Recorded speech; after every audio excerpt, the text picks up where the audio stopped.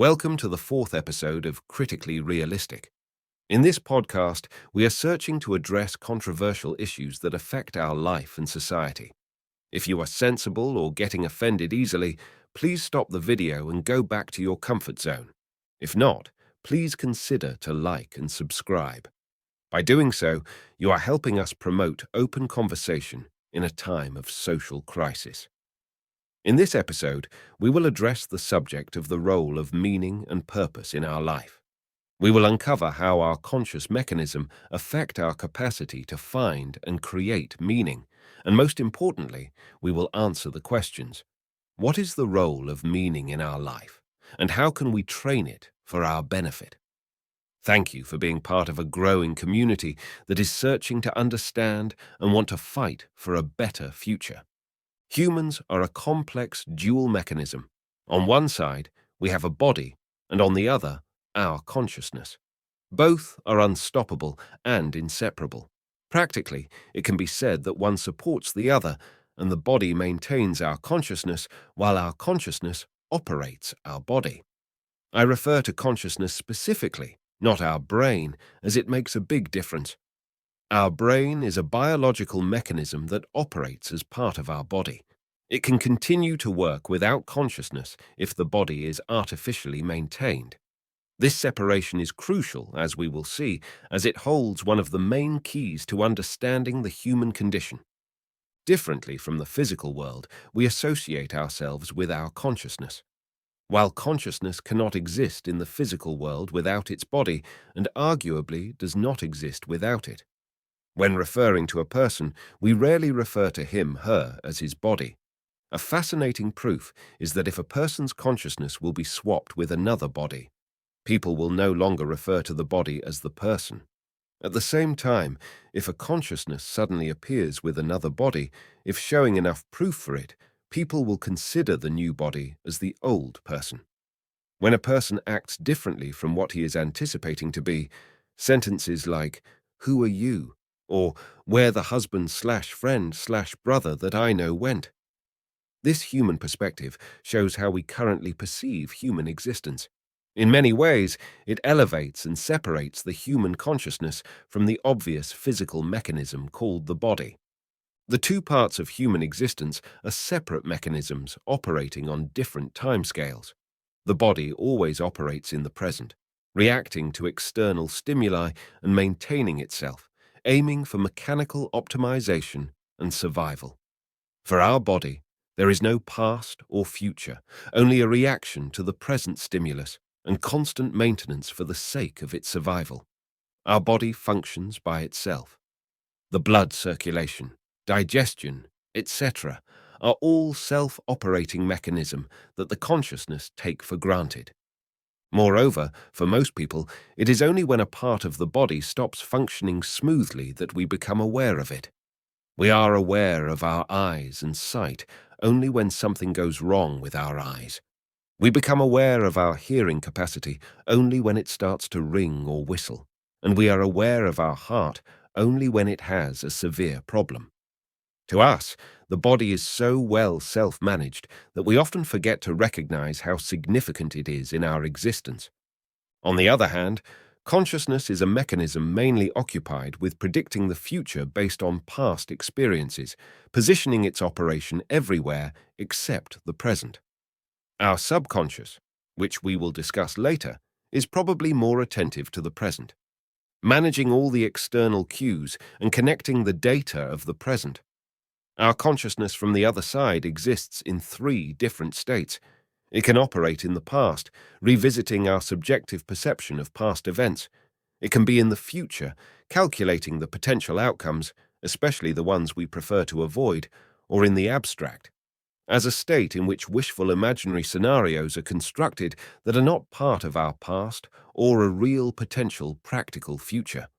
The consciousness is never in the present. As a processing mechanism, it is always one moment too late or too early. Our lives have moments when both the body and the consciousness are aligned. It has been called in many names. Currently, the most spread word for it is flow. This stage is usually categorized as a moment in which a person is so immersed in the present that nothing else matters. In this stage, many people lose the perception of time. We are all familiar with this state. It is always achieved when doing something we are physically habituated to do and find pleasure in doing. A negative flow moment is also achieved in extreme danger. In a fight or flight moment, our focus is so high on the present that everything around us disappears. Interestingly, moments like this can be categorized as moments in which our consciousness is not operating.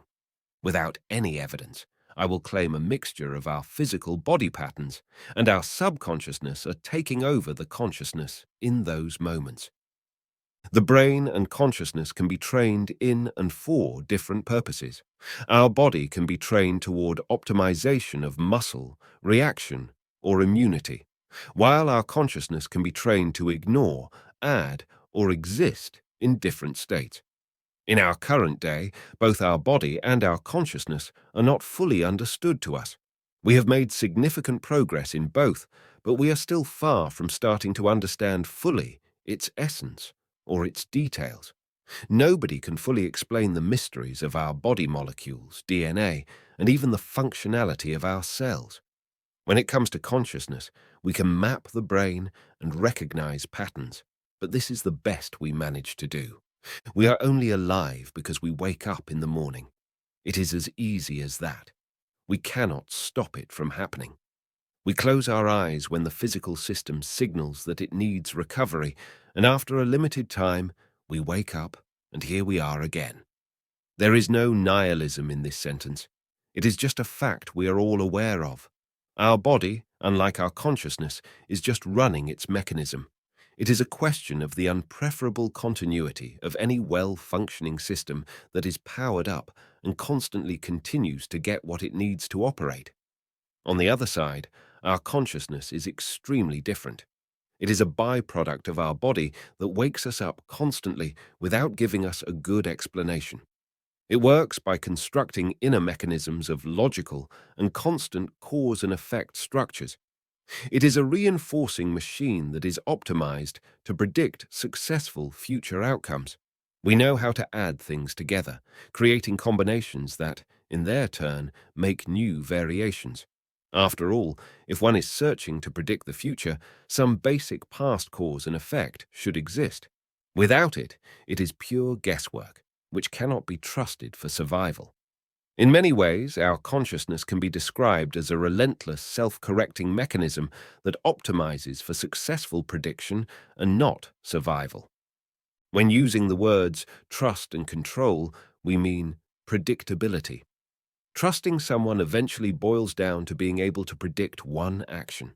It reflects the consistency of patterns, and our trust it will continue to do so. In many ways, we can trust our enemies to be who they are if they follow a certain code. Trust is a function of subjective belief in our capacity to predict one future behavior into the future. Sometimes we agree upon it aloud. Sometimes it is part of an observation process. Control is not different. It is our capacity or belief that we have and will have the power to influence the future the way we want it to be. When referring to the idea that somebody is in control, it usually means that he has a conscious belief in his capacity to influence the future favorably. Anxiety comes from recognizing we do not control future outcomes, and mistrust is created when our predictive mechanism fails us. Both refer to future outcomes and our predictive capacity based on our past experience. One of the byproducts of advanced consciousness is the requirement of meaning.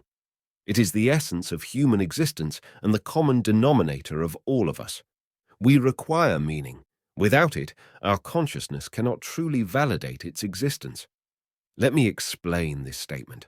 Our bodies exist as part of the physical and objective world. We feel hunger, pain, and variation of heartbeat that constantly validate its existence.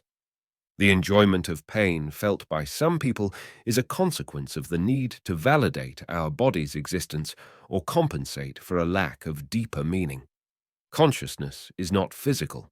Moreover, it is not part of our present in most of our lives.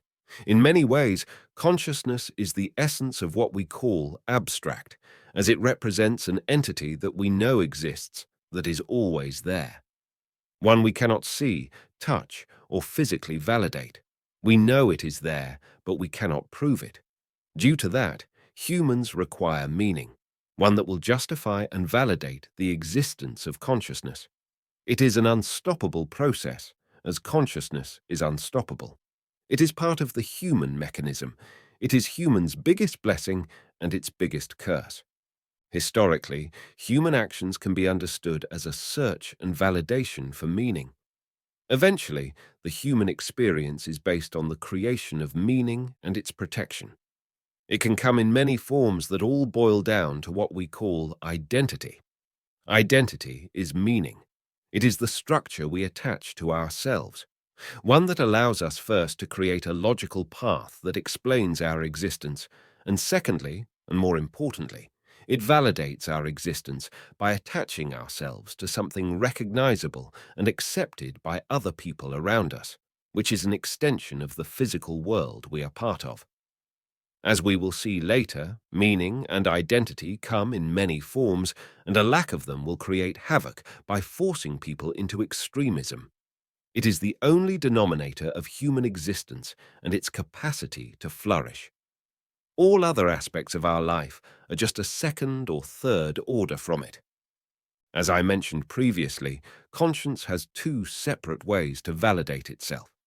The first is to recognize its pattern and prove itself. It is successfully constant over time and accurate in its capacity to predict itself, which is internal. The second is by external validation. This is done by associating itself with outside factors that react to it, validating its existence. It is unclear if only one can exist without the other for a functioning, healthy system. Possibly, both are required to a certain extent, balancing and reinforcing each other. As we will see later, the need for power, obsessive need for control, religions, the pursuit of money, and most mental problems can be explained and traced to a lack of internal meaning or a general collapse of its validating principle. Relationships, family, and affiliation to society are also part of meaning in the form of purpose. Meaning is the essence of our existence. Whether we like it or not, it is built into us. I believe that most, if not all, of the problems we face in the West are part of a meaning crisis. Extreme liberalism, depression, suicide, hate, extremism, and social crisis reflect it. It is a lack of internal meaning and a lack of positive and constructive external validation that makes us feel lost, detached, lacking control, anxious, and angry. God gave humans an internal source of validation by creating a relationship with his consciousness. In my latest book, The Human Perspective: New Lessons from Genesis, I discuss the idea that God can be seen as our consciousness. Based on that assumption, the death of God, referred to by Nietzsche, can be seen as the death of our clear connection and pursuit of understanding with our inner world. By reaching this point, the only validation people are left with is external, making them more meaningful than they should be. This is also reflected in the little space and studies we apply to philosophy in our current society. Philosophy is an alternative path toward internal meaning. By killing our gods and leaving philosophy behind, our capacity to understand, speak, and positively evolve from our meaning crisis seems complicated. Before moving forward, I will add a short discussion about the subconscious. Without it, we cannot move forward peacefully and reach true conclusions that can help us understand ourselves, life, and the possible solutions. Sigmund Freud has popularized the concept of the subconscious, making it familiar to most of the Western world. To explain it simply, subconsciousness is part of our thinking mechanism that works outside our consciousness. It works faster and on a larger scale. It constitutes a lot of different patterns and memories we cannot always recall. It is a mechanism that spits to the consciousness conclusions, Some parts of the subconscious process can be reached by a concentrated effort, as rebuilding a certain logic slower, and some other parts of it are unreachable. In other cases, we become aware of our subconscious assumptions only when reaching a new point in life. A good example is the discovery most people reach when they first become parents. A complete set of beliefs and mental structures flood their consciousness from one moment to another. They are full of values and ideas about which kind of parent they should be, we will come back to, how they expect their spouse to behave, and what person they should become.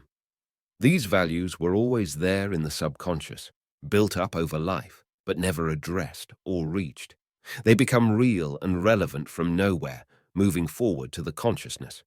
While it is all true and fascinating, when it comes to meaning, I believe the role of the subconsciousness needs to be seen as a secondary machine that serves ideas to the consciousness. It is a bit like a coffee machine. It will spit coffee based on the capsule you insert into it. As long as the machine works, meaning the subconscious spits things out, what is happening in the machine is irrelevant. Life and meaning are, in many ways, all about what you do with the coffee once it is out. Additionally, the relation between consciousness and the subconscious is not a one-directional path.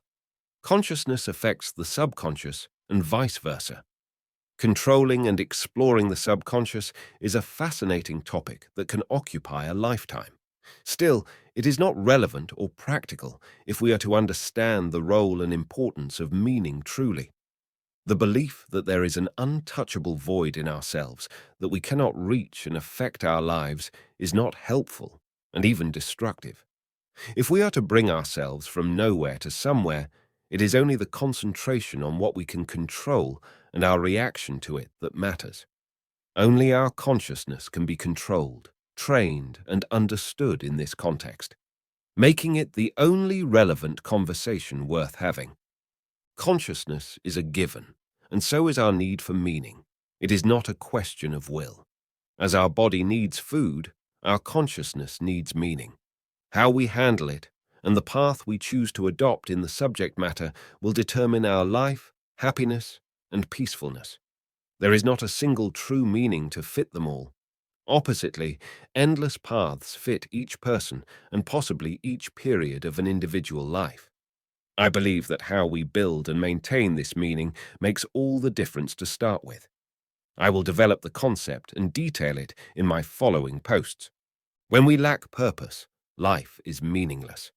With a meaning, our consciousness gets lost and requires a power struggle and external extremism to validate its existence. Most people look for simple external answers to deep and complicated topics, making them vulnerable to bad actors that pull them into their madness for the sake of power and fame. I believe it is not our society that is broken, but our capacity to create internal meaning and positive external validation. Only by addressing this subject can we start to understand how to get out of our current crisis united and with better youth. Our youth need guidance, and most of us too. It is our duty to help them as they are our future. Meaning is the essence of the human experience and our shared denominator. If we stop arguing about gender, pronouns, patriarchy, politics, and all the rest of the temporary nonsense that mainly makes us feel weak, lost, and victimized, and start talking about shared meaning, internal purpose, and positive role models, maybe we still have a chance to give ourselves and our children hope for a better future. If you like what you hear, please consider to like and subscribe. For more interesting conversations about complicated topics, check my channel or click the link for my website below. Thank you for sharing your time with us. We will cherish any comment or opinion, both positive and negative.